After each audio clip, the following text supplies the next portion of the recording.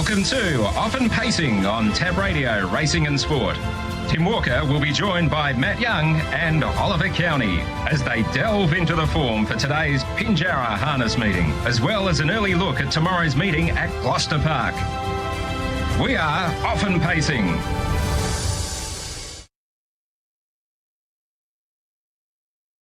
It's a very good morning, everybody. Welcome along to Often Pacing on this Monday morning. It is great to have your company, Tim Walker, with you, and really big half hour on the way this morning. We've got Ollie County, we've got Matt Young back, and looking forward to having a chat to Ryan Bell as we build up to a big couple of days of Westbred Heats, Pinjarra today, into Gloucester Park tomorrow, and then all eyes will turn towards W Night, which is Friday week right here at Gloucester Park. And didn't we have a terrific weekend as well? Gloucester Park Friday night we'll dive into in a moment as well, and Never Ending on Saturday night, really announcing himself as the one to beat for the Eureka. But let's not waste any time. Let's get straight into it, and it is great to have Ollie County with us on the program. Ollie, a very good morning to you. Morning, Tim. Looking forward to the great week of racing we've got ahead. And Matt Young is back with us. Great to have you back on the program, Matt. Yeah, morning to you, Tim, and good to be back. Certainly great to have you back, and thanks to, as I mentioned, Glenn Moore and also Richie Bell filling in your shoes while you were away. Ollie, we spoke to Matt a little earlier on the Sports Daily about Never Ending. I think we have to start there this morning as we build up to the Eureka Saturday week. I want to get your thoughts on what he did Saturday night, his first look at Menangle, before we look locally, please. He was just fantastic, wasn't he, really? Major Moth, I think. He's a favourite for the Len Smith Mile, which is the same night as the Eureka, and it's a big race, the Len Smith Mile. So for Never Ending to come from near last there, or he was last in the run, he copped a check at some stage, and then he just flashed home, and he was nearly powering past Major Moth on the line. So really, that was a huge statement he made there, and he stamped himself as the Eureka favourite now, I think. Matt, is it very much the same thoughts for you? Do you think that he's the starting point now for the Eureka after what we saw on Saturday night? I think so, and I think it just solidifies what we think about his speed. I think there's been a couple of times in WA where they've sort of had to drive him, I'm not going to say outside his comfort zone, but just where they have to put him into the race earlier than they would like, and he's just got such brilliance that he could win from nearly anywhere. But sometimes when you're a short price favourite, you've got that obligation to try and arrest the lead away. And I just think we got to see on Saturday night his speed, and saved up for one run. And he's as quick a horse as we've seen in WA for a very long time. And it was wonderful to see him get up the Menangle straight like he did, because I went into it thinking that this track could be perfect for a horse of his nature, size, and the way he gets over the ground. So it was just great to see that he was able to finish the race off so well. It feels like everything has gone to plan for him so far. A couple of wins, obviously savaged the line in his final hit out here in the West before going to the East Coast. And then we saw on Saturday night he was able to savage the line against a very good horse that Ollie mentioned could very well be playing a very big part on the same program as the Eureka, that being in the Len Smith Mile. But on Friday night, just gone, we had a 9-event program here at Gloucester Park, headlined by the August Cup. Before we get your thoughts on horses to follow out of the August Cup, gents, I'll get a quick word on Artie by the Seaside and what she was able to do. Ollie, first and foremost, are we looking at not just a mare's free-for-all player, but perhaps here a legitimate open free-for-all horse that can take it up to the boys? She was incredibly impressive there on Friday night. Obviously had gate one and was heavily supported late. I think there were probably a few people that had queries on whether she could take on the boys there and come out ahead, but she repelled the early challenge of Talks Up a Storm, which was a really strong challenge for 400 metres, and from there on in, she just really looked quite comfortable. She settled beautifully in the race, and when it came time to kick away, Denny had a hold of her on the corner, and she just kicked right away from them and looks to do it pretty comfortably. The margin wasn't huge in the end over Talks Up a Storm, just under a length, but she just looked to have a bit on them there, and nothing was really coming out of the pack to chase them down. So I thought that was an extremely impressive win, first time against the boys in this grade. Anything more for you to add there, Matt? No, not really. I thought one of the key elements out of Friday's racing, I thought was, I'm not sure whether the track had a bit more topping on it, or it just seemed to be playing a little bit on the slower side. They looked to be going a lot quicker than what the times actually say. So I think going forward, I'd be putting more of a tick and merit in the win of Artie by the Seaside for her performance, because I thought it looked like she had gone another couple of seconds quicker. So we know that she can go quicker over that distance, but as mentioned, she's a horse that's been able to repel the boys' challenge in the early stages and keep on going. So, really looking forward to what she's going to do heading towards the Mares Classic. All right, let's turn our attention to some horses to follow out of Friday night. So, Matt, we'll let you lead off your horses to follow, please. Johnny Lombo, I thought, so it's my first week back, obviously, so I liked the way that Johnny Lombo got through the line. I thought he was hitting the line really strongly on that occasion, and he's a horse that can go up and down the system, up and down the grade, so I think he could be one to follow when he just drops back maybe out of Friday night company, but he could be one to follow. I thought Lombo Mitchinson's performance was really good, had a crack for the front, ducked in behind the lead, pushed off and had a jostling battle with a lap to go and lost a little bit of ground on that occasion, made the ground up and was only beaten a very narrow margin by a very tough horse in Rattling Lily. So I thought the performance by Lombo Mitchinson was really good, and he's not out of place winning on a Friday night very soon. And My Ultimate Chevron hit the line really well in his race. He's one that I've sort of been putting crosses next to his name and suggesting that he's not going that well, but just seeing how unlucky he was on Friday night and the way he ran through the line, I thought, or hit the line, I thought he's heading in the right direction. So I think a win, or at least a competitive performance from him, is coming up very soon on a Friday night. All right. Ollie, let's get your horses to follow. First one I had was in race 2, and it was behind the very impressive Rattling Lily. She was just awesome there, winning, did all the work and proved too strong. Eden Rock was a horse that got shuffled back in the race a bit there and ended up having to come wide despite having the peg line draw at the start. Came wide and really powered into it late, probably just peaked on his run, but had every right to after coming that wide and sustaining a sprint. So I think Eden Rock, he's got good gate speed, so he's one that can bob up in a race soon when he draws a bit better than he has been. In race 7, I was really impressed by the way Two Bob Cracker went about it. Not a horse that's generally very well suited to sitting outside the leader, but battled on really well there. Probably was suited by the slower than usual tempo, but I thought was pretty good there. Man down, the winner's quite a nice horse as well. So Two Bob Cracker, when he's able to get a nice trail into a race, I think he can pop up at odds. And in race 9, I thought Soho Honey Rider, first up there for the Kim Prentice stable, was quite an eye-catching effort.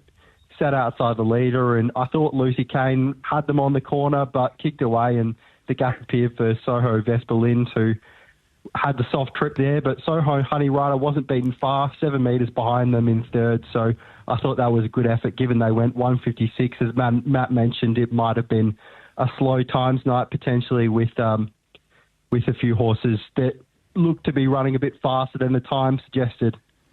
All right, so that is Eaton Rock, Two Bob Cracker, Soho Honey Rider for Ollie, to go with Johnny Lombo, Lombo Mitchinson, and My Ultimate Chevron for Matt. All right, let's turn our attention to today at Pinjarra. Bumper program to look forward to down there with the 3-year-old Westbred Heats as the headline act. Ollie, we'll start with you because you are going to the opening event here for your first special. I'm going with a horse here that's probably starting to run out of chances in Till the Sun Sets. Just beaten late last start by Sunny's Little Rose, who was able to come off the pegs at the right time and just napped it late. Think this time with Chris Lewis jumping aboard over the short course can step straight to the front and give them something to catch. Probably hasn't run its best races at Pinjarra, so that's a slight query. It seems to be better at Gloucester Park, but I'm hoping jumps to the front here and over the short course proves hard to catch there. All right, you're going on to race 2? On to race 2, yeah. We've got one here that will need a touch of luck, I think, in Black Samurai, but I think this horse is just quite easily the best horse in the race, and if he does everything right here, I think he'll be too good for them. Trailed up nicely behind, or ahead of Hot Rockefeller, beat that horse by 12 metres, and I think that horse goes okay too, so quite a sharp trial. Just needs to work away from the inside at the right time and hopefully proves too strong for them late there, Black Samurai. Black Samurai in race 2, and then you're going to the middle part of the afternoon for your final special today. Loctay, I've been so impressed by this horse this time in. Just been so good. Drawn outside some of the more inexperienced horses in this race here, and I think with decent gate speed can just push on to the top here and should prove extremely hard to catch. The obvious danger is Miss Hepburn, who's quite classy, but will need plenty of luck tucked away on the pegs there. And I think given that last start, Miss Hepburn found the front and Loctay was a super effort into third there behind them, I think Loctay on the front end this time can turn the tables and was really impressive when beating Naze Vero 2 back, ran through the line strongly. I think Loctay is a horse on the up and can win again today. All right, so that is Till the Sun Sets in race 1, Black Samurai in race number 2 and Loctay in race 6. That's for Ollie today at Pinjarra. Let's go to Matt. And Matt, you're going early in the day for your first, and then we'll look a little later on. So your first comes up in race number 2. Yeah, pretty much spot on to Ollie there with Black Samurai. I think if he does everything right, I think he'll win. He's got the best form in the race. I think he's got the most ability of the race. It's just his manners are a little bit of an issue. But I think with the barrier draw, you could be getting better than even money about him. And I think he's really the one to beat. So he'd be a straight-out proposition only, though. So I'd be... not saying go each way on him because he's either going to do everything right and win or gallop and probably run a place and stuck me in again for next up. Race number 9 on the program, I thought Wine Gum looks reasonably well placed. He's sort of caught my eye on a couple of occasions in WA through trials and even race performances, but I just think this is a nice drop in grade for him. The short course, he's got plenty of high speed.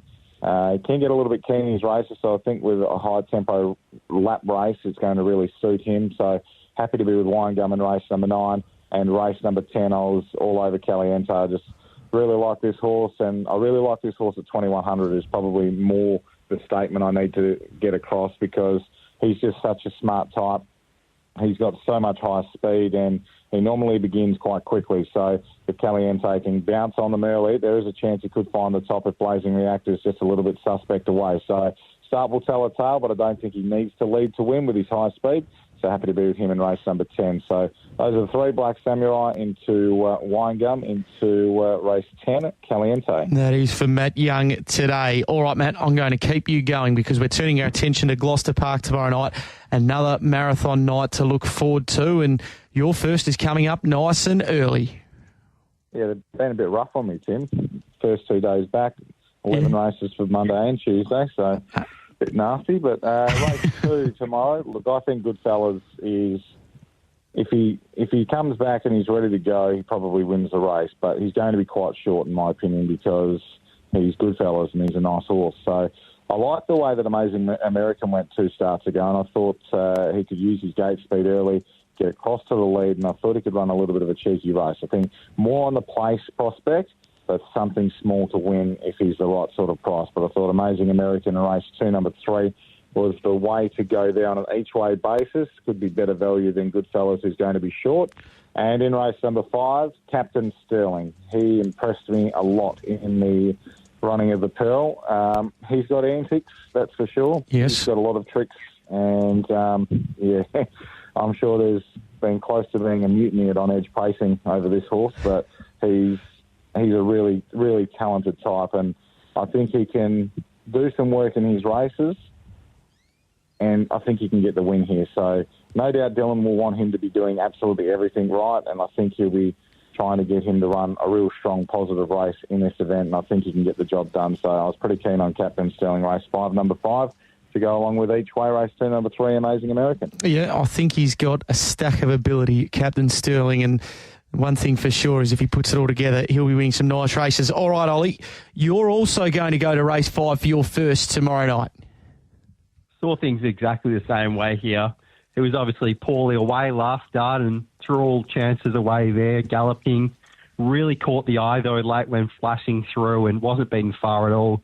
He's led and won before previously. I think he can lead again in this race with the stablemate drawn 1. So if he is able to lead Captain Sterling, he'll take a stack of beating there. And it's a nice race, so I do think we could probably get some value there. And El Jado is another one that I thought could probably figure in the money there, despite only having had 1 star. It was a pretty impressive winner there. So I think Captain Sterling can win and El Jado can be one for the minor money. All right, and we wait until the last for your second special.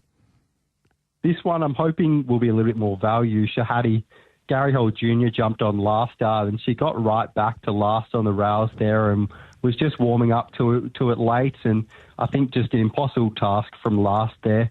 Gary Hall Jr. sticks here and she's fared a lot better from the barrier draws in Gate 5. She thinks she's a really good place chance there and some real knockout winning hope, I think, will be pretty big odds. So we play at one unit win, 9 place sort of thing, and hope for a bit of speed on so she can run into it late. All right, so that is Captain Sterling from El Jado and Shahadi in race number 11 for Ollie County a little later on tomorrow night on the Gloucester Park program. Thank you, Ollie, for your time this morning. Great to chat to you once more, and we look forward to your company again next week. Thanks, Tim. Looking forward to it. There is Ollie County. And Matt, you'll be rocking and rolling down there at Pinjarra today. You won't be too far away from being on course, I wouldn't have thought, because we are just over 2 hours away until the first of 11 events on the program. Racing WA Harness X page will be the place to be, as it always is on a Monday. Exactly right, and looking forward to a good day of racing, and with these heats of the W night coming up, looking forward to today and tomorrow's racing, which is going to be spectacular, Tim. Cheers. All the very best there is Matt Young and Ollie County with their look at the next couple of days. Well, one man who's going to feature prominently over the next 48 hours is Ryan Bell in these Westbred heats. We'll have a chat to him on the other side of the break on Off and Pacing. If you need a personal loan for most legal purposes, who do you see? If you need money for home improvements, for that swimming pool, for air conditioning, for that new kitchen, who do you see? If you need to consolidate your debts, turn multiple loans into one payment, who do you see? You want solar panels, new furniture or appliances for the house? Who do you see? Steve Sell at Loans 123, loans123.com.au or call 1800 100 100. Astute breeders, behold a new era of stallion brilliance. Step into the golden age of racing with Leonardo da Vinci. A remarkable son of Hinchinbrook, Leonardo triumphed in the Group 2 Stud Stakes. Now he stands ready to elevate your breeding program for just $4,400. His first progeny, Golden Kathleen, is already lighting up the track, winning or placing in 4 out of her first 5 starts. The legacy of excellence is unfolding. Discover the future of thoroughbred racing. Visit goldfrontbreeding.com.au. On Tab Radio, Racing and Sport, this is Off and Pacing. Great to have your company on this Monday morning on Off and Pacing as we build up to a really big couple of days. Pinjarra today and also Gloucester Park tomorrow night. And it's great to have Ryan Bell on the line to help us do that. Always great to have a chat to him. Good morning to you, Ryan. Yeah, good morning, Tim and listeners. Great to have you on the program once again this morning. Before we look forward, we look back to Friday night, and you put this one out on social media, on your Facebook and also X pages, that Who's the Dad, a terrific each-way play on Friday night, and you didn't let them down. Yeah, well, I've been declaring him for a few runs since I've had him, and they haven't come up, and at least I've got it right at 50-1. Exactly right. And did you manage to have a little bit of the 50-1 yourself, if you don't mind me asking? No, Tim. I don't usually bet. I had my first bet on a runner at Bunbury the other day because I absolutely declared it, and it went woeful. So And it's safe to say no one spoke to me all the way home, and nor should they have. So the cue back in the rack from a punting point of view. Rack, yeah, I'm never doing it again. I've always been superstitious, and I tried to ignore it, and yeah, I copped it right up the you-know-what. Right. Hey, just on Who's the Dad, in a nice patch of form at the moment, 2 of the last 3, and hasn't been too far away. So getting some just deserves now. Yeah, he's always been a nice enough horse. I'm a bit on the fence with him still. He works like he should have just gone bang, bang, bang for me and ended up in free-for-all. But I think the biggest factor on Friday was Curly driving him with the left hand and an aggressive driver, because he seems to pull the mickey out of us around the last corner and just labours a bit. And I said to Curly, I said, whatever you do, make sure he's travelling and stand over him a bit. And he was travelling all the way, and he won quite convincingly, which was good. You've got a few nominated for Friday night, including him in the $50,000 event that we've got to look forward to. How many are you hoping to have in that race? Not sure, Tim. Who have I got? Max Better, Tiger Royal, and him. Yeah. Yeah. Well, at this stage, all 3 of them will start if they get a start. But I don't really. I try and separate my horses as much as I can. So when I get a chance tonight to have a look at the noms, we'll go from there. All right. Well, let's turn our attention to today then, and the 3-year-olds get their chance to qualify for W Night next week here, and the first of them we'll work through in race order if we can. Lucy Kane. So how did you come away from Friday night?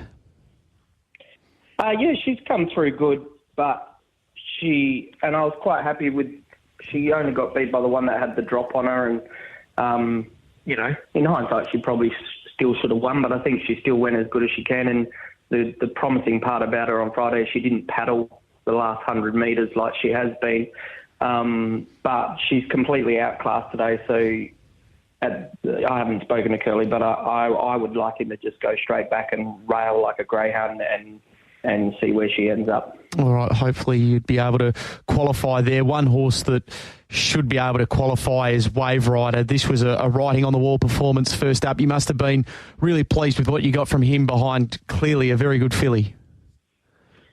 Yeah, I was wrapped with his run. Denny read the race right. She could see Aiden's horse was in trouble and she had to go.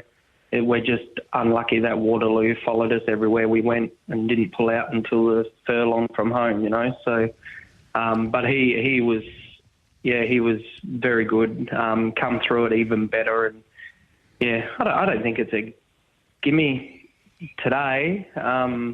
Pete's Honour's got good gate speed. Aiden's too might fly the arm and take their chance. So, but in saying all that, his class should get him home, shouldn't it? Yes, it should. And so from there, clearly an eye to Friday week if you're able to get the job done. And just the early stages of the campaign, everything seems to be on track for what's going to be hopefully a lucrative couple of months for him, because we know that he has got a stack of ability. Yeah, everything so far since he had his little let up has been perfect, touch wood, and hopefully it stays that way. Okay. Atlantic Gems, so was able to return a winner first up. How has she come through that first up run ahead of, again, what's going to be a tricky assignment today? This is an intriguing third heat for the fillies. Yeah, it is a tricky heat. The draw's real tricky. I'm not sure if Danny goes 3 back the fence hoping that Aiden will hold up, or if she stays in the move line and gets around them early and hopefully sits on exceptional armour. But I'm pretty confident she'll qualify, and it actually wouldn't surprise me if she won the race. I think she's quite a good filly. You've had a lot of time for her, haven't you, along the way? Yeah, she's very good. She's very strong as well. She won quite easy first up. She was just boring up the track a bit, just first time at the track for a while, and it was the perfect trial for today, and her work behind the scenes. She's been matching Wave Rider still every step of the way. So her form guide's pretty good from track work to her first up run. Her form guide's pretty good leading into this, but Danny's going to have to really think about what she's going to do to get into the top 4 because it's very tricky. And just a word, Bonnie Amore, who we get to see for the first time in 6 weeks. Yeah, she's a hard one, Tim. I'm not sure where she's at. She's not a very good worker.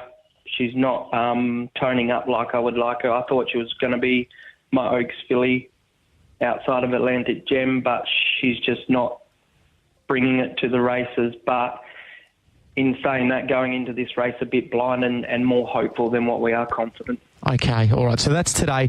Now, you've got half a dozen 2-year-olds in these heats tomorrow night. The first of them, it is crunch time. So how did you come away from Bunbury? I told you at the start, Tim, and you had to bring it up again. Yes, yes. What's it looked like since?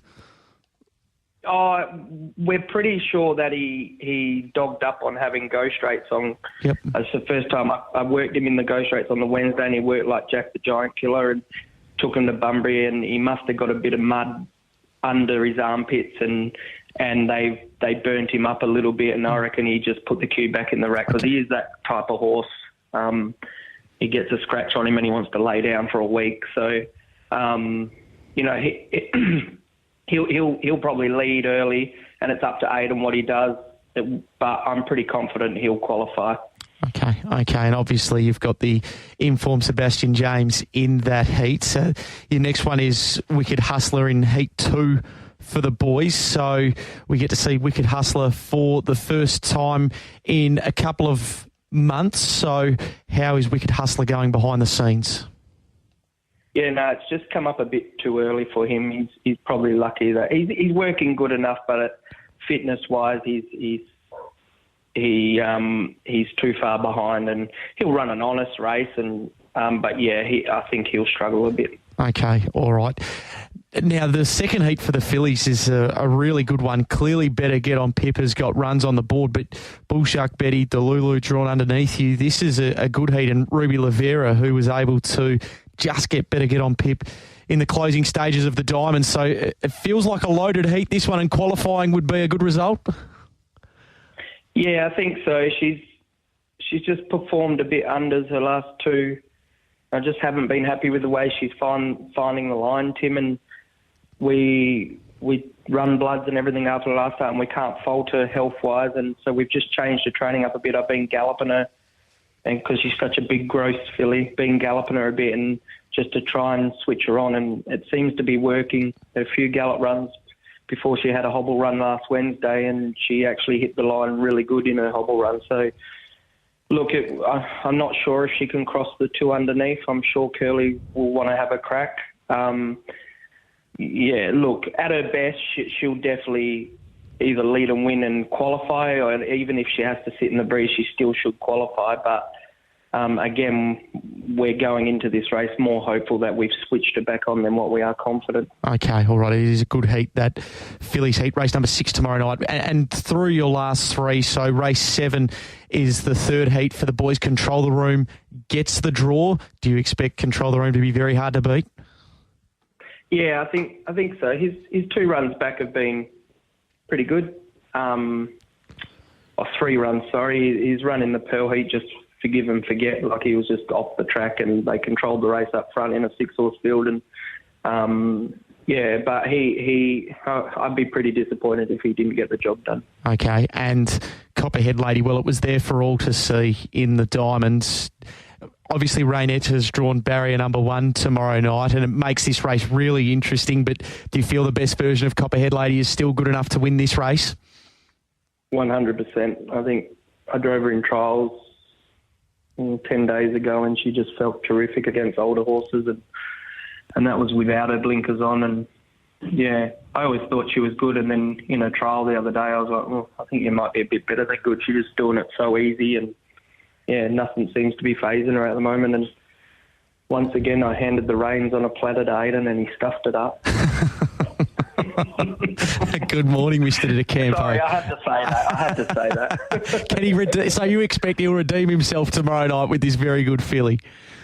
Yeah, I think so, Tim. The good part with her going forward is you can just drive her to how the race presents itself. She's so nice to drive, and even Aiden said she's just so nice to drive. And her galloping the other day was just her wanting to put the race on and do it. Like, she was just that well. And Aiden said she just, he grabbed up on her because he didn't want to keep going forward, and she didn't like it. And when she galloped, she just kept panicking because she's never galloped before. So, and she went around at Byford with no pins and other and felt safe as. So we just put it down to that she was just very well and a bit above herself and wanted to get on with it and didn't like being restrained. So, he can just drive the race how it's run, and I think she'll get the job done. Terrific. Hey, great to chat to you this morning. We've run a little bit past 10 o'clock, but if we are going to do it, it's chatting to someone like you, especially with a really high-quality team over the next 2 days. Thanks for your time this morning. Good luck down there at Pinjarra and also tomorrow night. Appreciate it, Tim. Thanks, mate. There is Ryan Bell with us on the line. Great to run through all of his runners as we build up to 2 big days of Westbred heats. As I said, we've run a little bit past 10 o'clock, but thank you for your company this morning on Off and Pacing. We have had a great deal of fun chatting to Matt and Ollie and also Ryan. It'll be up on the podcast very shortly, tabradio.com.au, Apple Podcasts and Spotify. As I mentioned, Racing WA Harness page for full coverage of Pinjarra today with Matt Young, also here tomorrow night and then into Friday night as well, where we've got the Binshaw. I'll leave you in the very capable hands of Leah Ernest for the beginning of race day. Look forward to your company again on Off and Pacing next week and more immediately on the Sports Daily tomorrow morning. What are you really gambling with? For free and confidential support, visit gamblinghelpline.org.au.